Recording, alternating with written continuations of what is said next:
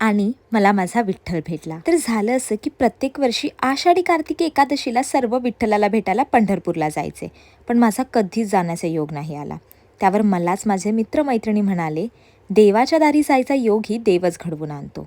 आणि मागची 5 वर्ष मी फक्त या वर्षाची वारी कशी चुकली याचा हिशोब लावत बसले. तारीख होती 4 ऑगस्ट 2025. सकाळी नेहमीसारखं शूटला मी निघाले.